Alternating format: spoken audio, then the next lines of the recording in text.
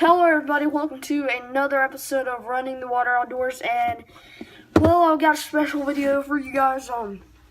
It's one of my favorite lures. I have a lot of favorite lures, and one of my most favorite ones is it would have to be the square bill crankbait.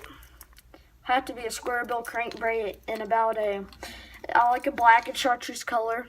But so in this video, I'm gonna talk to you about how to fish it, when to fish it, conditions, colors with water, all kinds of stuff like that.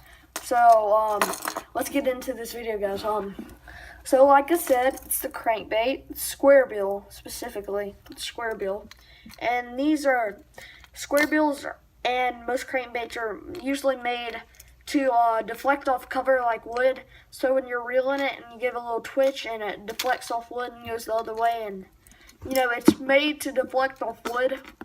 And basically you can use them in open water. But if you know how to use a square bill and not get hung on any of the branches or anything, they're very good for shallow water and sticks and stumps and all kinds of stuff like that.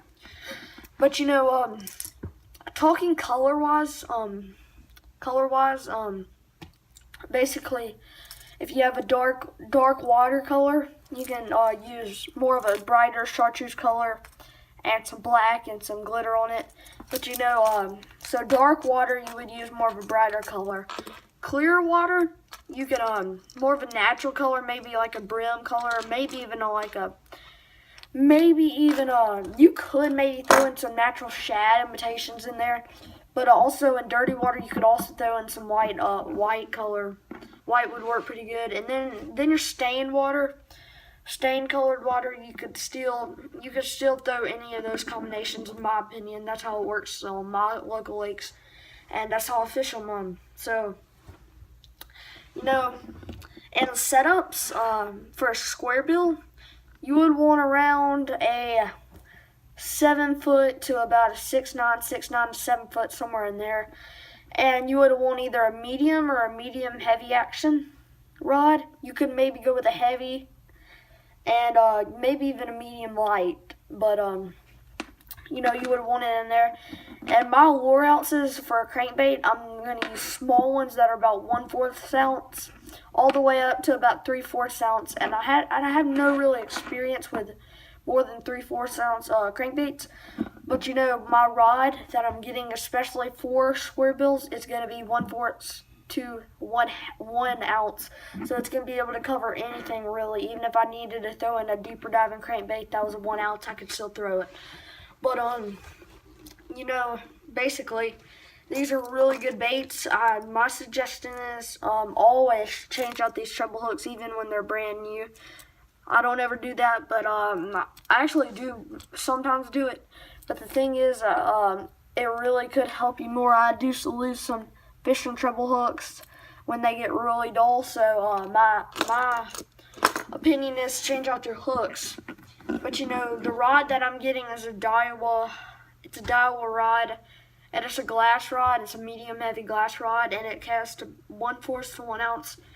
And it has a regular taper, so I don't like a fast taper for crankbait, so it doesn't rip out those treble hooks out of its mouth. But and I throw a huge variety of colors on crankbaits: chartreuse, white and blue, shad imitations, anything like that. I throw a ton of brim colored ones, bluegill, anything like that.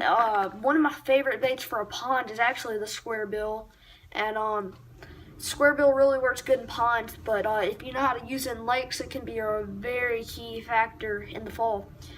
So what I hadn't really gone over weather. You want it to be a little bit windy. You can still throw it when it's not that windy, but you like a little wind. And then overcast works really good for crankbaits in my favor. It's always worked good for me. But you can throw them on sunny days, any really time. Doesn't really matter as long as those fish are going after those big baits and chasing them and eating them. So that's really if you find some when you find some bass chasing some, when you see some bass chasing some brim or some bluegill, whatever, you can that might be a good time to throw a crankbait because it knows that they're active and they're ready to feed on something bigger and a little faster. So one more tip for you guys is you can take off this little right here. You can take off this line guide. You can take off this little line guide right there. That thing I'm pulling, and you can take it off, and you can put a little snap right there. And sometimes you won't get your line wrapped around those big treble hooks right there. And I can go over one more thing, I think. But the thing is, don't throw huge crankbaits all the time. If you're fishing a lake that's just like that has a lot of small bass, I would not recommend throwing huge ones.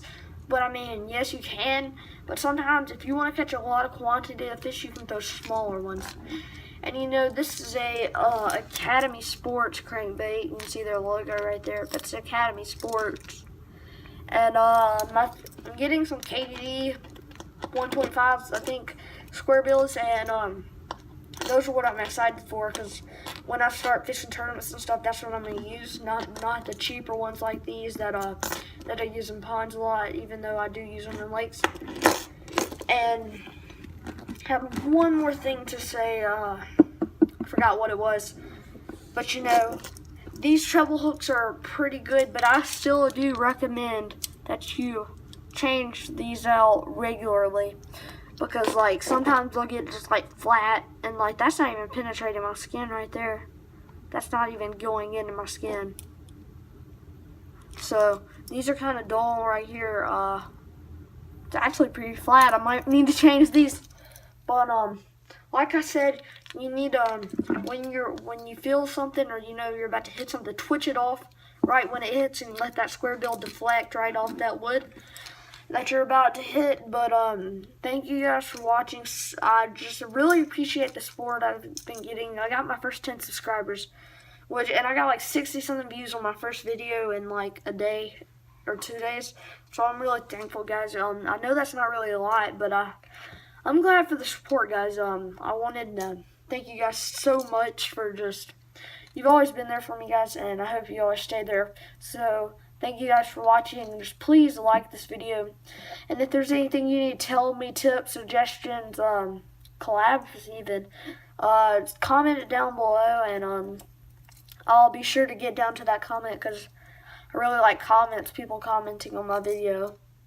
And I thank you guys so much. Like I said, please subscribe to my channel and help me grow. I'll probably do a giveaway. Had about 100 subscribers. So, I really thank you guys, but enough of me talking. Just please subscribe to my channel, and thank you guys for watching.